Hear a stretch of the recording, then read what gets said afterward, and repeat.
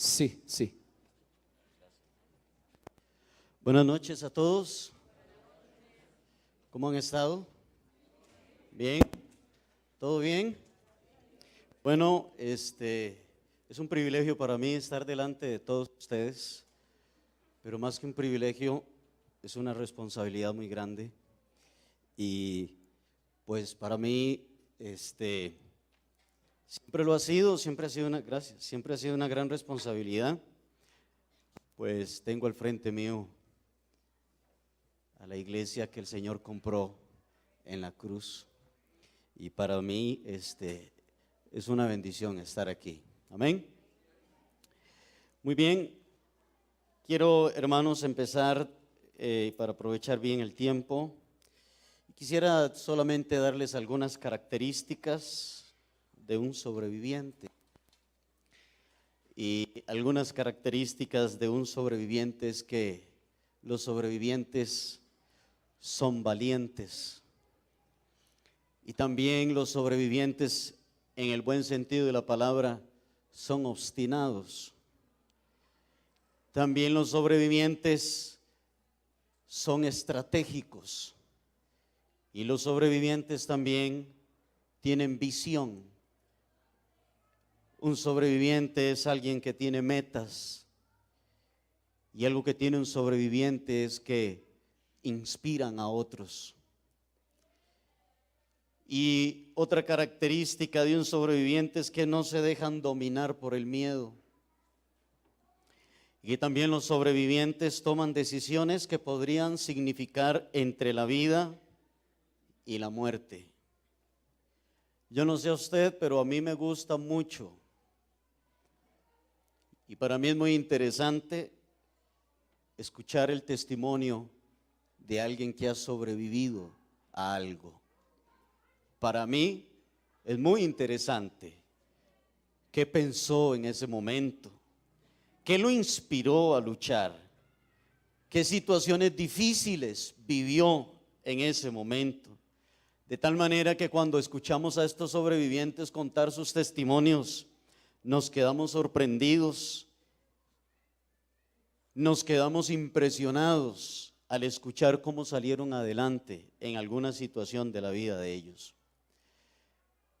Pero la mayoría de los sobrevivientes llevan en su cuerpo las marcas de las batallas, las cicatrices que cada día les acuerda la lucha que tuvieron en cierto momento. Son marcas que los animan a seguir adelante. Y el apóstol Pablo fue un sobreviviente y llevaba en su cuerpo las marcas de su misión por agradar a Cristo Jesús. Su espalda estaba totalmente llena de cicatrices por causa de los azotes y golpes que muchas veces recibió por predicar la palabra de Dios. Pablo le escribió a los Gálatas en el capítulo 6 y en el versículo 17 y les dijo: de aquí en adelante nadie me cause molestias, porque yo traigo en mi cuerpo las marcas del Señor Jesús. En este congreso, hermano y hermana, como cristianos y como hijos de Dios, estamos siendo llamados por el Señor a sobrevivir ante la inmoralidad que vivimos en estos tiempos, por causa de la política, del humanismo y de tantas cosas, a sobrevivir ante el sistema económico de este mundo, ante las preferencias personales, a sobrevivir ante la opinión pública. Como cristianos, como hijos de Dios, nuestra moral no está determinada ni por la política, ni por la opinión popular.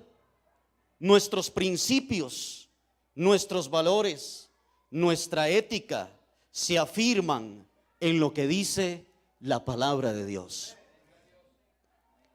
El asunto es que en este mundo no quiere saber lo que dice la Biblia. Solo quieren andar en su ideología humanista y liberal. Estando Jesús en el desierto 40 días y 40 noches, vino Satanás a tentarle, y una de las cosas que Satanás le ofreció a Jesús fueron los reinos de este mundo, el sistema de este mundo, su poder, su vanagloria. Mas Jesús derribó a Satanás. Todos sus ofrecimientos se los derribó con el poder de la palabra. Y le decía: escrito está. Y esta es una frase que la gente de hoy en día no le gusta escuchar. La Biblia dice: escrito está. No sé si a usted le ha pasado lo mismo que a mí, pero en algún momento de una conversación yo he sacado la Biblia y he recibido esta respuesta: ah, otra vez usted con la Biblia. Y esto sucede porque la generación de estos tiempos les incomoda que les señalemos lo que dice la Biblia, al igual que al diablo en el desierto. Amén.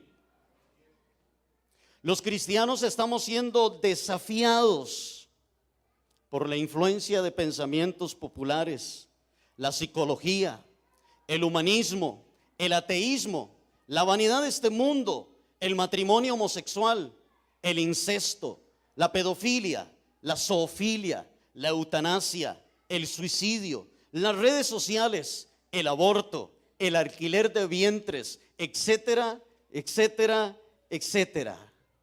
Y la pregunta es: ¿cómo vamos a sobrevivir ante este gran ataque? ¿Cómo sobrevivirán nuestros jóvenes? ¿Cómo van a sobrevivir nuestros hijos, nuestros nietos? Y solo hay una respuesta. Y esta es: vamos a sobrevivir con el conocimiento de la palabra y el guardar lo que en ella está escrito. Esta es, hermano y hermana, la única manera en que nosotros y nuestras generaciones vamos a sobrevivir en el siglo XXI, aferrados a la palabra del Señor. Amén. ¿Qué les parece si oramos? Padre, te damos gracias por esta noche, Dios. Te damos gracias, Señor, por permitirnos estar en este congreso, Dios del cielo. Es un privilegio para nosotros poderte servir. Es un privilegio para nosotros, Señor, estar enlistados, Dios, en tu ejército, Señor. Hoy queremos, Señor, que la palabra tuya cumpla, Señor, lo que Pablo le dijo a Timoteo: toda la escritura es inspirada por Dios y útil para enseñar, para redarguir, para corregir y para instruir en justicia, a fin de que el hombre de Dios sea enteramente preparado para toda buena obra. Señor, queremos que hoy tu palabra nos redarguya, que tu palabra nos enseñe, que tu palabra, Señor, nos convenza, nos quebrante, que tu palabra nos inspire, Dios, y entre hasta lo más profundo de nuestro ser. Abrimos nuestra mente, nuestro corazón y nuestro espíritu, Señor, para ser tocados y ministrados por la palabra tuya. Como dijo Santiago, Dios, no queremos ser solamente oidores, sino hacedores de tu palabra. Señor, te doy gracias en el nombre de Jesús. Amén y amén.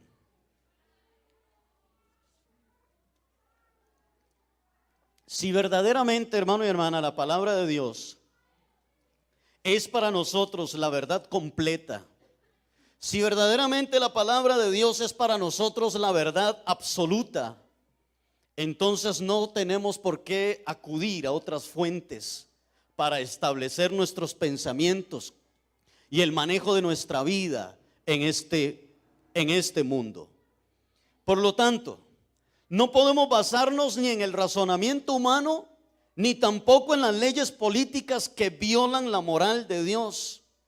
Tampoco nos podemos basar en las emociones ni en los sentimientos, porque por emociones y sentimientos y en nombre de los derechos humanos se le quiere pasar por encima la palabra de Dios. Yo creo que nosotros, los hijos de Dios, debemos de juzgar todas las cosas basados en las Escrituras. Amén. Y yo creo, hermano y hermana, que debemos de sacar de nuestros púlpitos la teología centrada en el hombre, con un evangelio flojo que ha estado anulando la verdad de las Escrituras. Yo quiero decirle a usted, toda la Escritura está centrada en Cristo y nunca está centrada en el hombre. Y usted me podrá hablar de Abraham, pero no eran los planes de Abraham, eran los planes de Dios. Y usted me puede hablar de los sueños de José, pero no eran los sueños de José, eran los sueños de Dios en la vida de José. Y usted me puede hablar de todos los hombres de la Biblia, pero no eran ellos, era Dios y el plan de Dios. Así que debemos de sacar de nuestros púlpitos, de nuestras iglesias, esa teología centrada en el hombre, donde hablan del éxito del hombre, donde hablan de la bendición o de la prosperidad para la vida del hombre, y estamos dejando por fuera el verdadero evangelio de Jesucristo. Si deseamos que nuestras generaciones venideras tengan convicciones claras y firmes y que sobrevivan a las influencias de este mundo, necesitamos predicar la verdad del evangelio. Si hay algo que en lo personal me tiene muy preocupado, es el sistema en que nuestros jóvenes están siendo formados. Me tiene sumamente preocupado, con juegos, actividades, luces, humo que sale de los altares, de los púlpitos, y que el único resultado que estamos recibiendo es una juventud vacía en doctrina, vacía en convicciones, vacía en fe, vacía en el conocimiento de Dios. Si deseamos ser una generación de sobrevivientes, tenemos que volver a las Escrituras. Hoy, en el nombre del amor, se están aprobando muchas cosas que van en contra de la moral de Dios. El mundo ya no llama pecado a lo que es pecado, y esto se lo quieren enseñar a nuestros hijos y a nuestros jóvenes en el colegio y en la universidad. El pecado de la prostitución ya no le dicen prostitución, ahora le dicen mujeres de compañía. Porque ¿qué suena más bonito? Mujeres de compañía, ¿cierto o no? Al pecado del aborto ya no le llaman aborto, ahora le llaman administración familiar, porque suena más bonito, ¿cierto o no? Al adúltero ya no le llaman adúltero, ahora le llaman promiscuo. Y muchas veces hasta se le quiere tildar como una enfermedad y no un pecado. Al pecado de la masturbación le llaman exploración del cuerpo.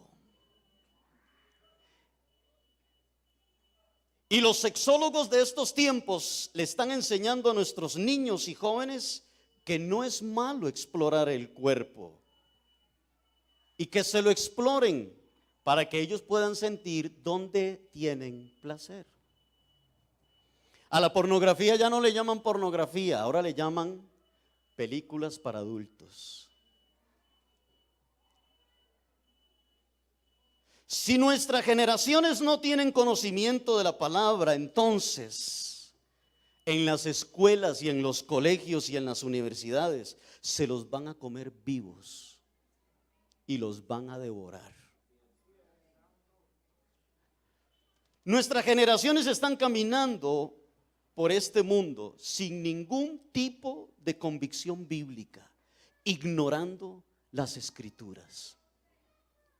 Hoy hay muchos jóvenes que asisten a la iglesia por un asunto de socializar, porque ahí va mi amigo, porque ahí va mi amiga, porque tengo novio, porque mi novia va ahí también.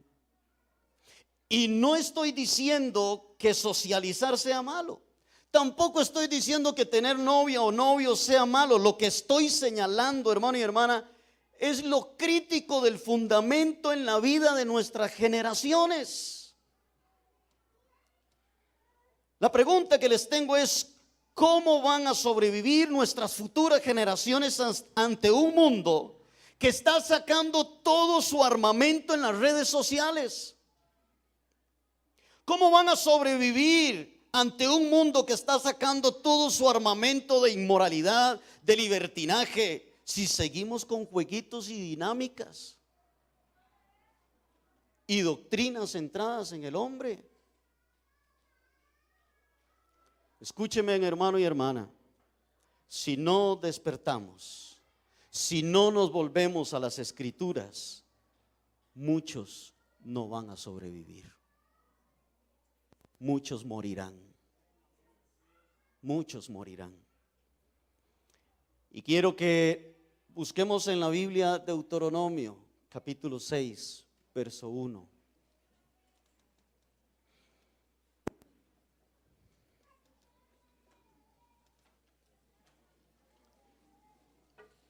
Deuteronomio capítulo 6, verso 1 dice así: estos son pues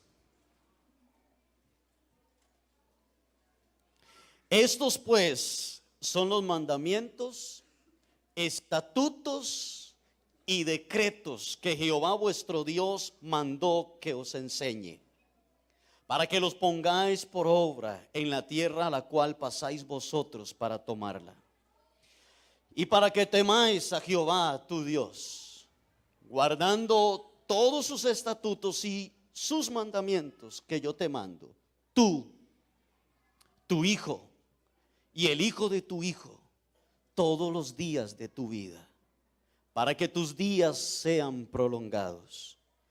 Oye pues, oh Israel, y cuida de ponerlos por obra, para que te vaya bien en la tierra que fluye leche y miel, y os multipliquéis, como te ha dicho Jehová, el Dios de tus padres. Oye Israel, Jehová nuestro Dios, Jehová uno es.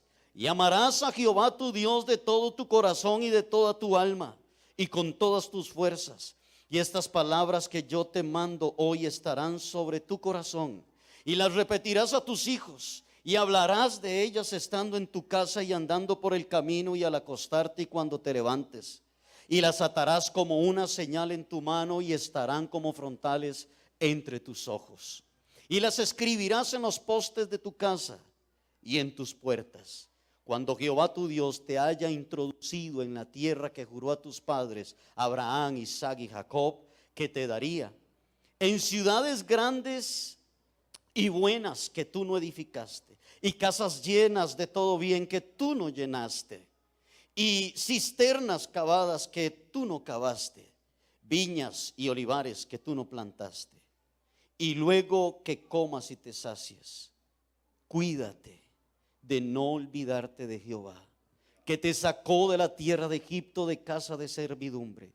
A Jehová tu Dios temerás, y a Él solo servirás, y por su nombre jurarás. Amén.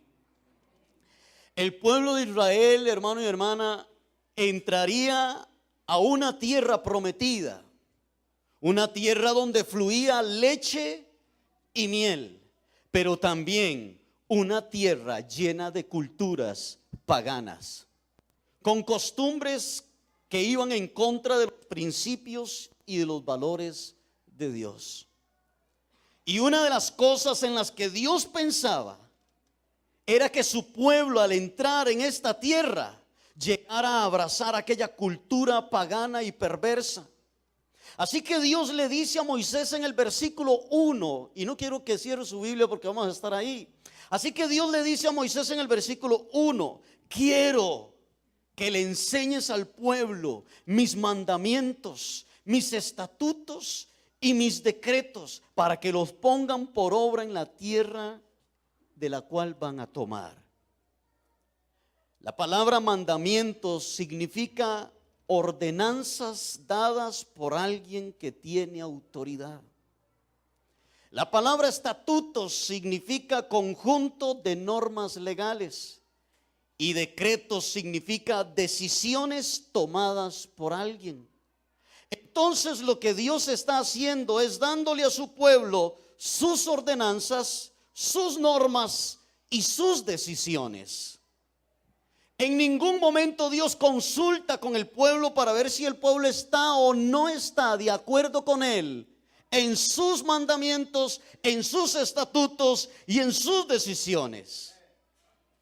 Moisés, como líder, debía enseñarle al pueblo los mandamientos que Dios les había dejado.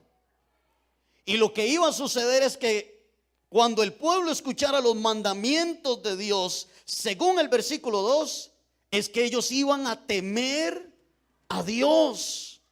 Es decir, que cuando el pueblo escuchara a Moisés mencionar las ordenanzas, las normas y las decisiones de Dios, ellos tendrían respeto hacia Dios. De tal manera que esto debería de provocar en ellos una lejanía a las costumbres paganas y perversas de aquellas naciones. Estos mandamientos los tenían que guardar los padres, los tenían que guardar los hijos y los hijos de sus hijos. Amén.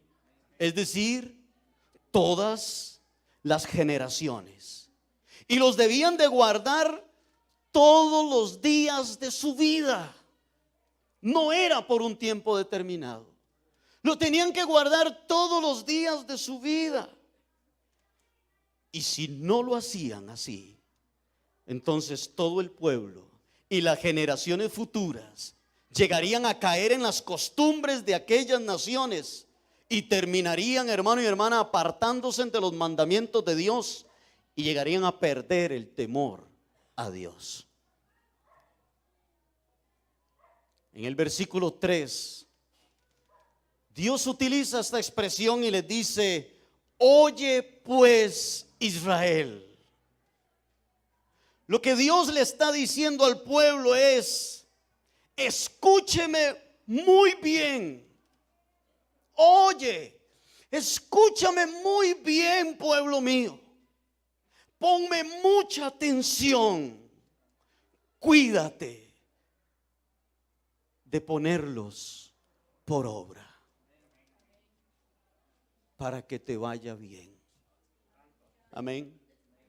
Y en el versículo 4, una vez más encontramos la expresión: oye, Israel.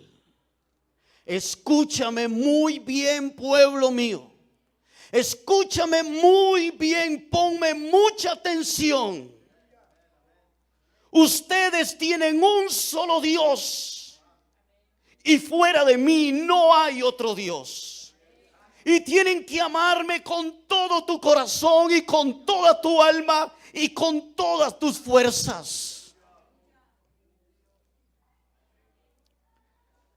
Dios les está dejando muy claros sus mandamientos, sus estatutos, sus ordenanzas antes de que entren a esta tierra pagana e inmoral.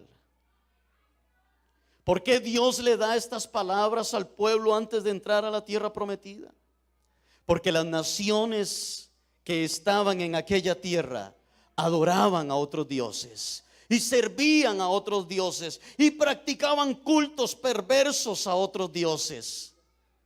Las palabras de amar a Dios debían de estar en el corazón de ellos, pero los padres tenían la misión de repetírselas a sus hijos y sus hijos a los hijos de ellos. Amén. En otras palabras, los padres debían de darle a sus hijos una educación bíblica. Dios estaba pensando en las generaciones futuras. Debían de hablar de ellas cuando estuvieran en la casa. Debían hablar los mandamientos de Dios, los estatutos de Dios, los debían de hablar cuando anduvieran por el camino, cuando se acostaran, cuando se levantaran. Es decir, tenían que leer y entender los mandamientos de Dios en todo tiempo. Pero no solo esto, sino que también estas palabras debían de estar atadas en sus manos, en sus frentes, en los postes de sus casas, en las puertas. Dios demuestra su interés en el adoctrinamiento bíblico de los niños, de los jóvenes, para que estos no fueran en el futuro arrastrados por las costumbres paganas e inmorales de las naciones a las cuales ellos se iban a enfrentar. Cuando escribía esto pensé en Sadrac, Mesach y Abednego, que prefirieron ser quemados antes de postrarse delante de los dioses de Babilonia. 3 muchachos en Babilonia. ¿Por qué no se postraron delante de los dioses de Babilonia? Porque ellos sabían que debían de adorar a un solo Dios y que debían serle fieles a este Dios. La pregunta es, ¿y dónde aprendieron estos 3 muchachos esto? ¿Dónde lo aprendieron? ¿Quién se los dijo? ¿Quién los adoctrinó? ¿Quién los enseñó? Quizás sus padres. Quizás sus padres se los enseñaban cuando estaban en la mesa de la casa. Quizás sus padres se los enseñaron cuando iban caminando por el camino. Quizás sus padres se los decían antes de que se acostaran a dormir. Jehová nuestro Dios, Jehová uno es, y lo vamos a amar y no lo vamos a cambiar por nadie. Quizás sus abuelos se los enseñaron. Ellos, Sadrac, Mesach y Abednego, no le oraron a Dios para ver si era la voluntad de Dios, si adorar o no adorar a aquellos dioses. Ellos no oraron a Dios, Señor, ¿será tu voluntad que nos dices que si no nos van a quemar? Ellos no oraron. ¿Saben por qué no oraron? Porque ellos ya sabían, ya habían sido enseñados desde niños lo que tenían que hacer. Así que Dios desde los cielos solamente se quedó viendo a ver qué decisión tomaban aquellos 3 muchachos. El Señor dijo, no les voy a decir nada porque ya les dije.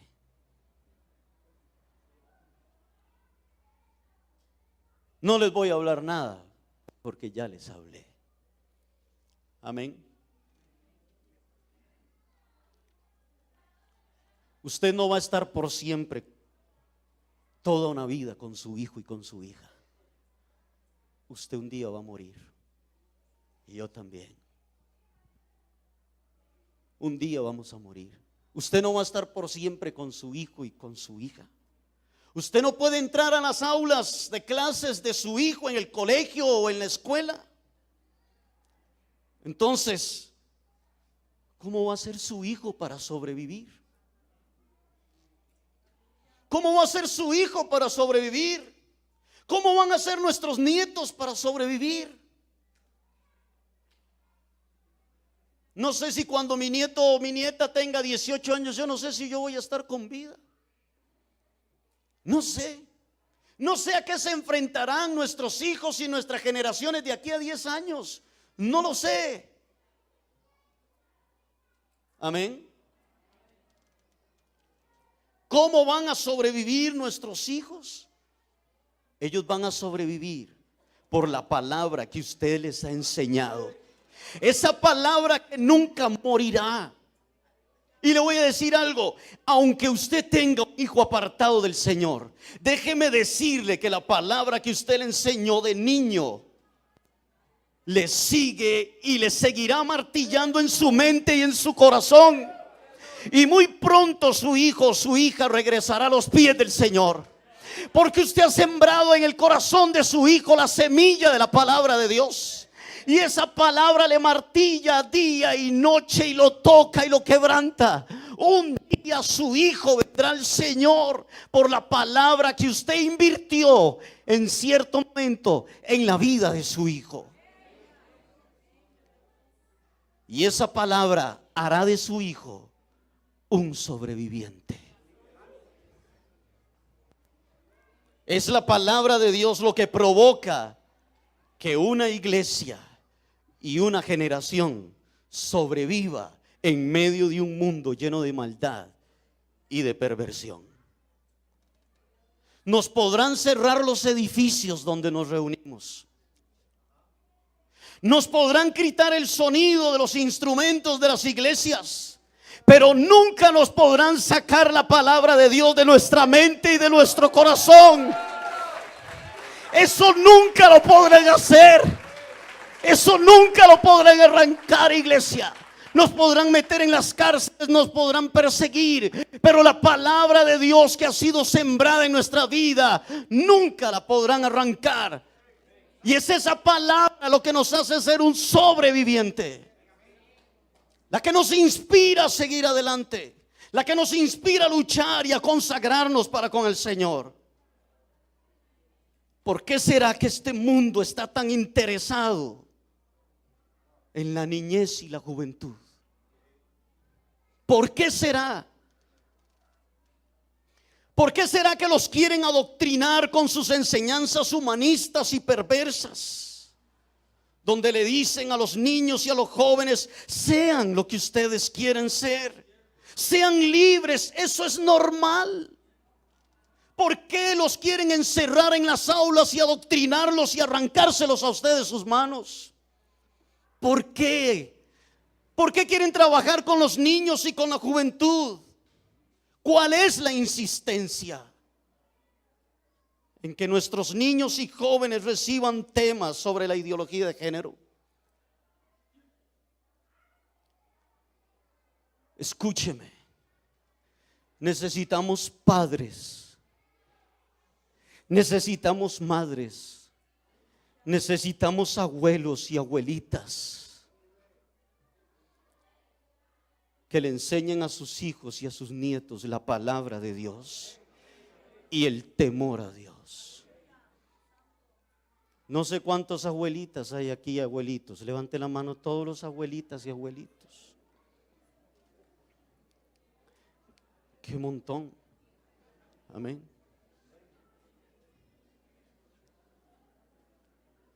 ¿Quién ayudó a la mamá de Timoteo a adoctrinar a Timoteo? Su abuelita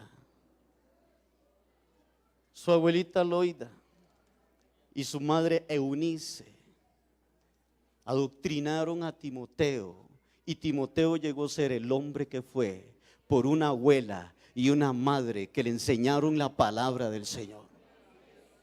Y eso es lo que nuestras generaciones están necesitando. De esta manera Dios le deja claro, hermano y hermana, a su pueblo que para Él es sumamente importante que entendieran y guardaran sus mandamientos y comprendieran que solo Él era Dios. Esto debería de mantener su fe firme, la fe del pueblo. Esto tenía que mantenerlos firmes.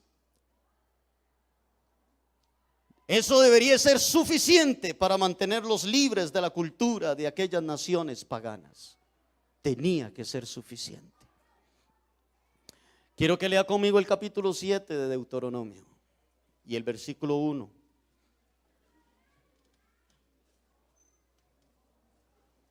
Dice: cuando Jehová tu Dios te haya introducido en la tierra en la cual entrarás para tomarla, y haya echado delante de ti a muchas naciones, al Eteo, al Gergeseo, al Amorreo, al Cananeo, al Fereceo, al Heveo y al Jebuseo, 7 naciones mayores y más poderosas que tú, y Jehová tu Dios las haya entregado delante de ti y las hayas derrotado, las destruirás del todo. Y aquí vienen los 3 no de Dios. No harás con ellas alianza, ni tendrás de ellas misericordia. Verso 3: no emparentarás con ellas. Y número 3: no darás tu hija a su hijo, ni tomarás a su hija para tu hijo, porque desviará a tu hijo de en pos de mí, y servirán a dioses ajenos, y el furor de Jehová se encenderá sobre vosotros y te destruirá pronto. Los tres no de Dios para su pueblo que iba a estar en medio de naciones paganas. No harás con ellas alianza. La palabra alianza viene de aliar, de hacer un pacto, de llegar a un acuerdo o un convenio. Nuestra alianza, iglesia, es con Dios. Nuestra alianza es con Dios y con su palabra. No hacemos alianzas con nadie más. Ya estamos aliados a Cristo y a su palabra. Dios le dice al pueblo: no hagas ningún pacto con las otras naciones. No te mezcles con ellas.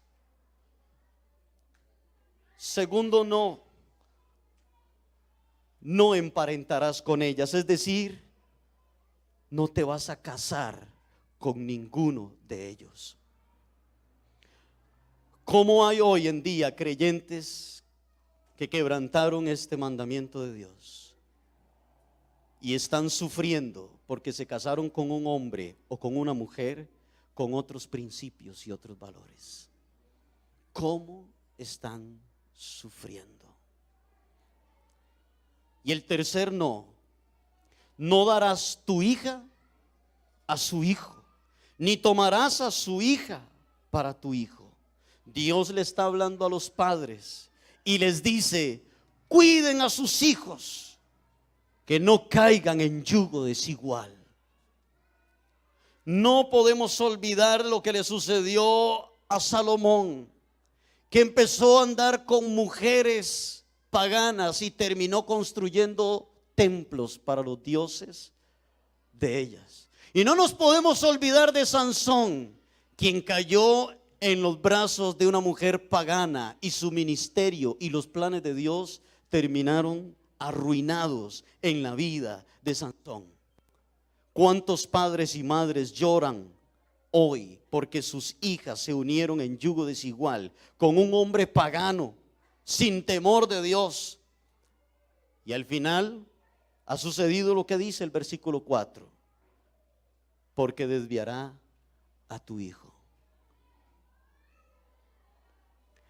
¿Entienden, jóvenes? ¿Entendieron esto, jóvenes? Está prohibido por Dios, por su palabra, que anden con muchachos o muchachas impías e impíos. Y si usted lo hace, entonces usted terminará alejándose del Señor. Amén. Versículo 6 del capítulo 7. Porque tú eres pueblo santo para Jehová tu Dios. Jehová tu Dios te ha escogido para hacerle un pueblo especial, más que todos los pueblos que están sobre la tierra. Dios les está hablando de identidad. ¿Quiénes son ellos? Y Dios le está diciendo a su pueblo: ustedes son un pueblo santo, un pueblo apartado para mí. Son un pueblo especial, más que todos los pueblos que están sobre la tierra. Iglesia, eso es lo que nosotros somos. Somos un pueblo apartado para Dios. Somos un pueblo santo, que servimos y seguimos a un Dios que es 3 veces santo, santo, santo. Somos esa iglesia, somos ese pueblo. Usted no puede perder su identidad ante la influencia de este mundo. Usted no puede perder la identidad ante el empuje de este mundo. Usted no puede llegar a pensar como este mundo piensa, porque somos un pueblo santo, un pueblo especial, que no debemos de contaminarnos ni mezclarnos con los pensamientos de estos tiempos. No tenemos que apartarnos de los mandamientos de Dios, de su palabra. La palabra de Dios es nuestro fundamento y no hay otro. Todo lo que necesitamos saber para vivir de manera santa lo encontramos en las páginas de la palabra de Dios. No necesitamos nada más. No necesitamos nada más. Dios nos ha dado su palabra para que podamos sobrevivir en un mundo lleno de pecado y lleno de maldad. Pero los padres, muchos padres de hoy en día, pasan más en el Facebook que enseñándole a sus hijos la palabra. Pasan más en el WhatsApp que enseñándole a sus hijos la palabra de Dios. Es triste, hermanos. Es muy triste la condición en la que se encuentra la iglesia en estos tiempos. Nos hemos alejado de la palabra del Señor. Y yo creo que es tiempo de volver a la palabra de Dios. Van a sobrevivir solo aquellos que se mantengan fieles y firmes a la palabra de Dios. Aquellos que son inamovibles. Los demás van a morir. Yo creo que es tiempo de desenfundar la espada. Yo creo que es tiempo de volver al conocimiento de las Escrituras y llevar a nuestras generaciones al conocimiento de la verdad de la palabra de Dios. Dios le dijo a Josué en el capítulo 1, en el versículo 7, le dijo: solamente esfuérzate y sé muy valiente para cuidar de hacer conforme a toda la ley que mi siervo Moisés te mandó. No te apartes de ella ni a la derecha ni a la izquierda, para que seas prosperado en todas las cosas que emprendas. ¿En qué debía Josué demostrar mucho esfuerzo y mucha valentía? En poner por obra la palabra de Dios. Amén. Y de no apartarse de ella ni a la derecha ni a la izquierda. Josué tenía la misión de llevar al pueblo de Israel a la tierra prometida. Y una vez más vemos a Dios interesado en que sus líderes sean esforzados y muy valientes para poner por obra la palabra de Dios. Hoy más que nunca nos debemos de esforzar y ser muy valientes para mantenernos firmes en la palabra de Dios. Hoy más que nunca debemos ser un pueblo inamovible ante la influencia de este mundo. Que nada ni nadie nos pueda sacar de nuestros principios bíblicos. Ninguna moda de este mundo, ningún sistema de este mundo, ninguna opinión pública, ningún pensamiento de ideología pagana. Hoy más que nunca debemos de apegarnos a la palabra de Dios. No solamente debemos ser predicadores del evangelio, debemos ser defensores del evangelio. Debemos clamar a Dios, debemos postrarnos ante su presencia para que nos revele su palabra, para que nuestras generaciones sean encaminadas bajo la luz de las Escrituras en medio de un mundo